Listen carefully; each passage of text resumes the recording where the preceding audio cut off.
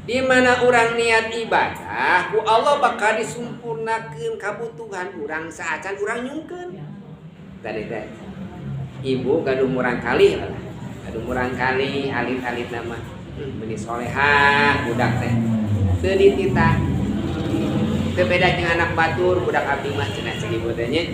Budak batur mah haban we dihudangkeun teh san beuntak mah tan jam 7 mah can udang-udang. Budak abdi mah alhamdulillah cek bohongna ieu mah nya. Alhamdulillah jam 3 tos gugah. Budak abdi. Terus budak abdi mah nyeuseuk jam 3 teh. Terus naeur cai budak abdi mah. Terus mang nyangukeun budak abdi mah. Abdi gugah teh geus segala asak kitu nya. Nya kamu orang kali kitu teh. Nya upami ibu angkat-angkatan emut teh kamu kali gitu. Naon sababna?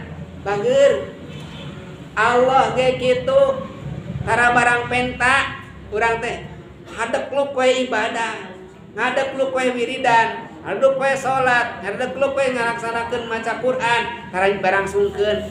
Teu nyungkeun oge Allah terang kana kebutuhan urang, sateu acan urang nyungkeun disampurnakeun kabutuhan urang.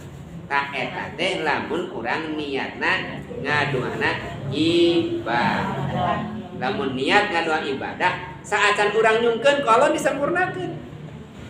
Budak urang hayang sakola kumaha di mana biayana? Can nyungkeun biaya kanggo ngadoa ge? Geus aya biayana.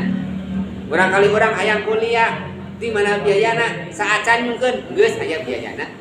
Urang kali urang hayang damel saacan milari damel geus aya nu masihan damelna kitu teh eta naon ladang doa urang matak ngadoa teh tong eureun tapi naon teraskeun sabab ngadoa teh